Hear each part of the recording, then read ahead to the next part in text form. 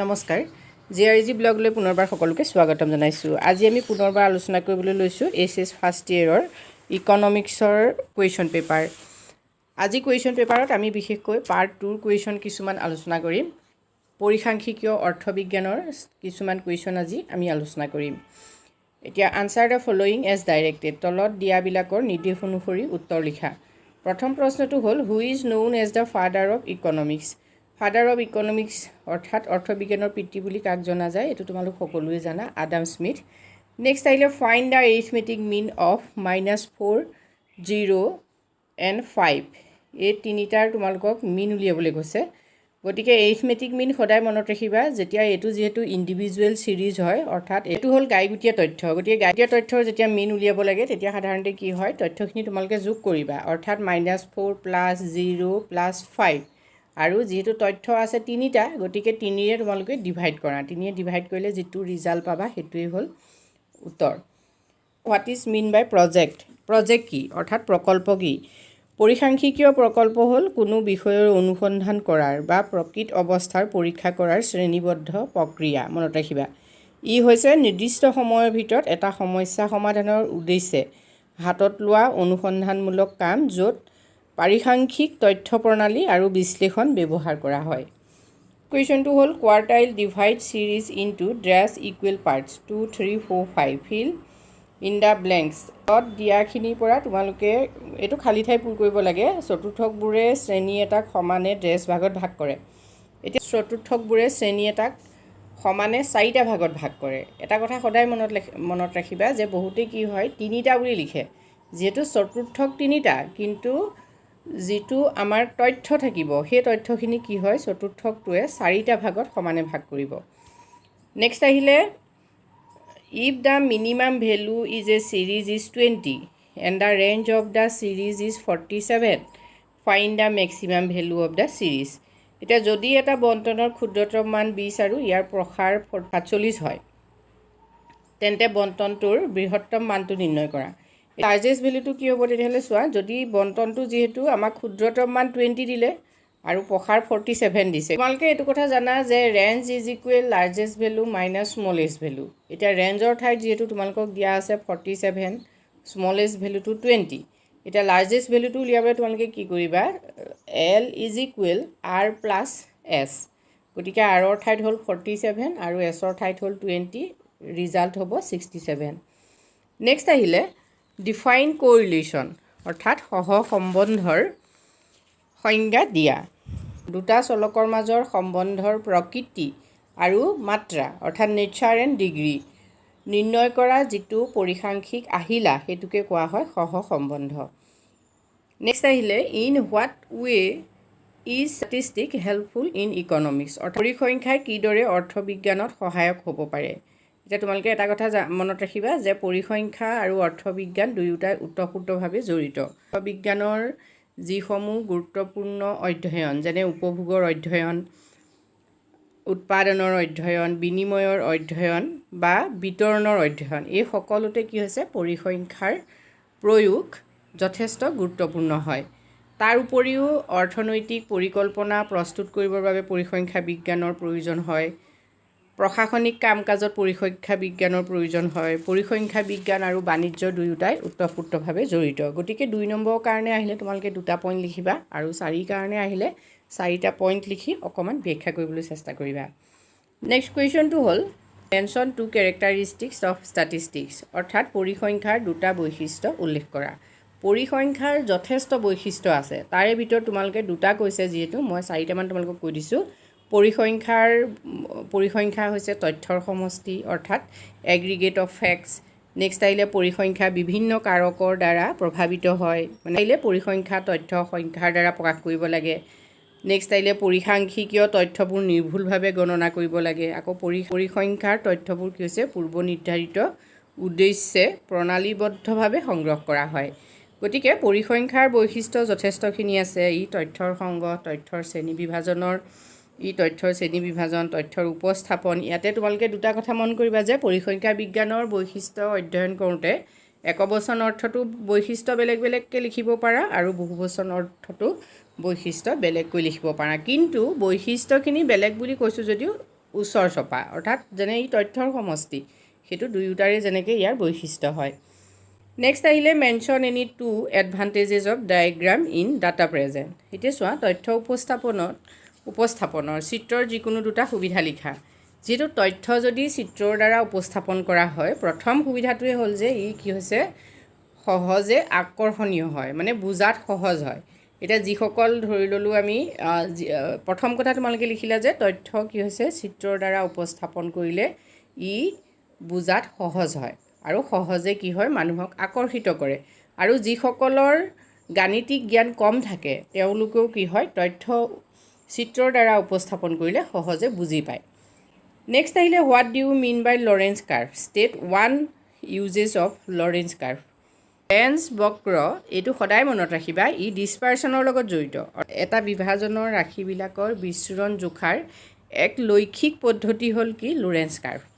Lawrence ৰেখাৰ এটা ব্যৱহাৰ লিখা বুলি যেতিয়া প্ৰশ্নটো আহিব তেতিয়া তোমালোকে লিখিবা যে দেশবিলাকৰ মাজৰ আয় আৰু সম্পদ সম্পৰ্কীয় অসমতাৰ অধ্যয়ন কৰিবৰ বাবে কি কৰা হয় লৰেঞ্চ বক্ৰ ব্যৱহাৰ কৰা হয় নেক্সট কুৱেশ্যনটো হ'ল what is mean deviation mention one merit of it অৰ্থাৎ গড় বিচলন কি ইয়াৰ এটা সুবিধা লিখা এতিয়া গড় বিচলন যিহেতু ই এটা বিচ্ছুৰণৰ মাপ কোনো বিভাজনৰ মাধ্য মধ্যমা বা বহুলোকৰ পৰা সিহঁতৰ মানবোৰৰ বিচলনসমূহৰ পৰম মানবোৰৰ সমান্তৰ মাধ্যই হৈছে গড় বিচলন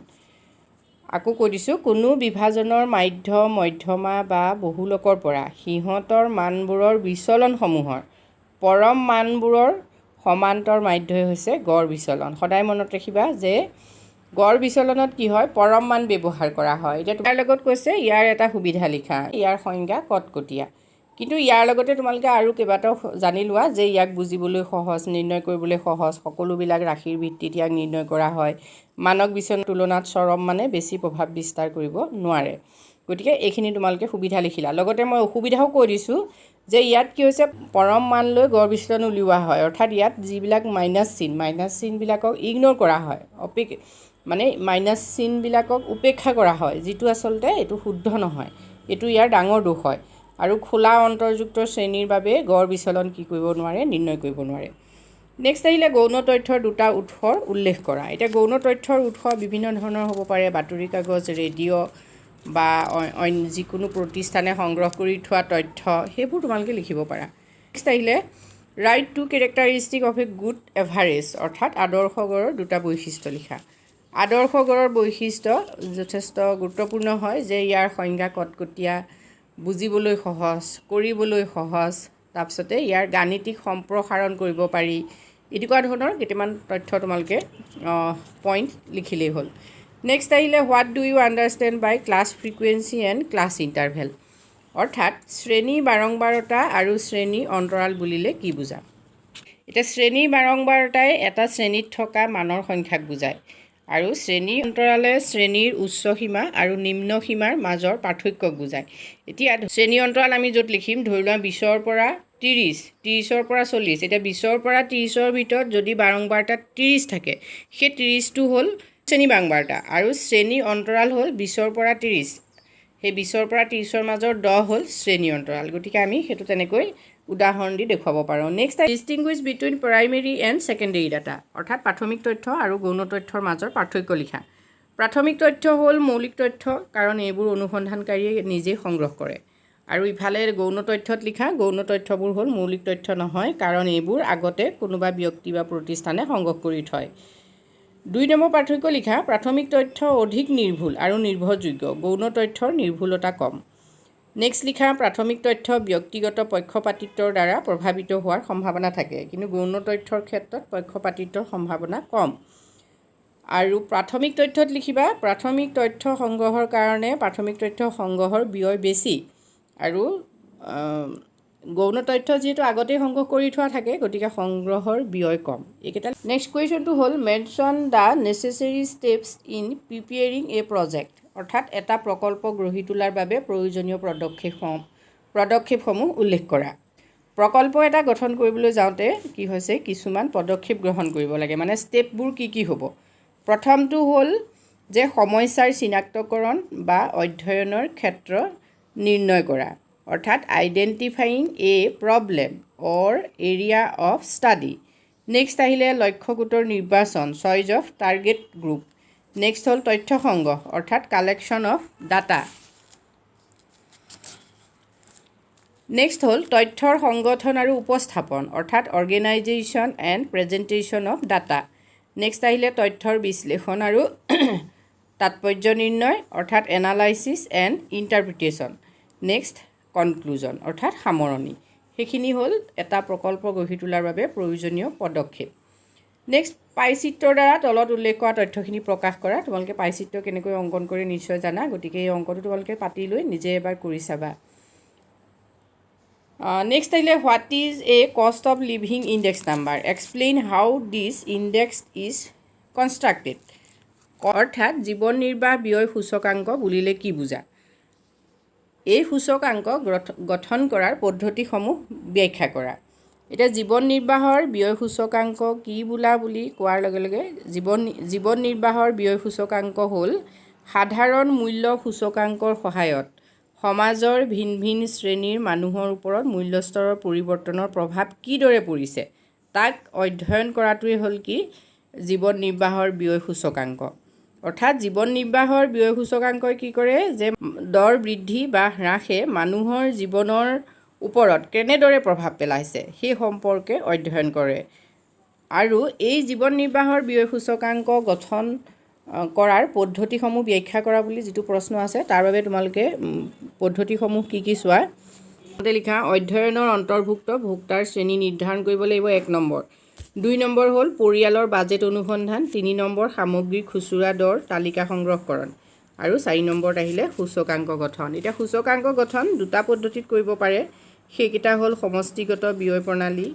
1 নম্বৰ আৰু 2 নম্বৰতে আহিলে পৰিয়ালৰ বাজেট প্ৰণালী বা ভাৰিত আপেক্ষিত গড় প্ৰণালী এই দুটাৰ দ্বাৰা কি কৰিব পাৰে জীৱন নিৰ্বাহ ব্যয় সূচকাংক গঠন কৰিব পাৰে নেক্সট কুৱেশ্যন চোৱা the following observation represent data relating to marks obtained by 20 students in a class test from the data prepare a frequency distribution table and draw a histogram without using graph paper অৰ্থাৎ তলৰ এই তথ্যখিনিৰ পৰা তোমালোকে প্ৰথমতে এখন শ্ৰেণী বাৰংবাৰতা প্ৰস্তুত কৰিবা আৰু সেই শ্ৰেণী বাৰংবাৰতাখনৰ পৰা অৰ্থাৎ সেই বাৰংবাৰতা বিভাজন তালিকাৰ পৰা তোমালোকে এটা স্তম্ভলেখ অংকন কৰিবা গতিকে এইটো তোমালোকে ঘৰত প্ৰেক্টিছ কৰি চাবা নেক্সট কুৱেশ্যনটো হ'ল state 4 uses of index number অৰ্থাৎ সূচক সংখ্যাৰ 4টা ব্যৱহাৰ লিখা প্ৰথমটো হ'ল সূচকাংকৰ সহায়ত আপেক্ষিক পৰিৱৰ্তন নিৰ্ণয় কৰা হয় দ্বিতীয়টো হ'ল সূচকাংক অৰ্থনৈতিক স্থাপমান যন্ত্ৰ এইটো বহুত ইম্পৰ্টেণ্ট হয় কেতিয়াবা সেইটোকে ব্যাখ্যা কৰিবলৈ আহে নেক্সট আহিলে নীতি নিৰ্ধাৰণত সহায় কৰে আৰু তথ্য সংকোচনৰ বাবে দৰকাৰী ইয়াৰ পাছত নেক্সট কুৱেশ্যনটো আছে write the necessary parts of a table next কুৱেশ্যনটো হ'ল what are the necessary parts of a table অৰ্থাৎ তালিকাৰ প্ৰয়োজনীয় অংগসমূহ কি এইটো যিহেতু 4 নম্বৰ কুৱেশ্যন গতিকে তোমালোকে ইয়াৰ ব্যাখ্যাও দিবা প্ৰথমতে অংগসমূহ চাই লোৱা different parts of a table প্ৰথমটো আহিলে টেবুল নাম্বাৰ অৰ্থাৎ তালিকা নম্বৰ নেক্সট আহিলে টাইটল নেক্সট আহিলে ষ্টাফ নেক্সট আহিলে কেপশ্যন নেক্সট হ'ল বডি নেক্সট আহিলে ফুটনোট গতিকে এইখিনি তোমালোকে তালিকাখন আঁকি পেলাই দেখুৱাইও দিব পাৰা নেক্সট কুৱেশ্যন হ'ল প্ৰকীৰ্ণ চিত্ৰৰ ধাৰণাটো ব্যাখ্যা কৰা এইটো যিহেতু কোৰিলেশ্যনৰ তোমালোকে এইটো প্ৰেক্টিছ কৰি থবা নেক্সট আহিলে find out the value of medium from the following data তলৰ তথ্যৰ পৰা মিডিয়ান নিৰ্ণয় কৰা নেক্সট বহুলক কি তলৰ তথ্য ৰাশিৰ পৰা বহুলক নিৰ্ণয় কৰা এইখিনি কুৱেশ্যন তোমালোকে চাই ল'বা যিহেতু এইখিনি তোমালোকে বহীত লিখি ল'বা আৰু প্ৰেক্টিছ কৰিবা আজি ভিডিঅ'টোত আমি এইখিনি প্ৰশ্ন উত্তৰ আলোচনা কৰিছোঁ যদি তোমালোক উপকৃত হৈছা কমেণ্ট কৰি জনাবা ধন্যবাদ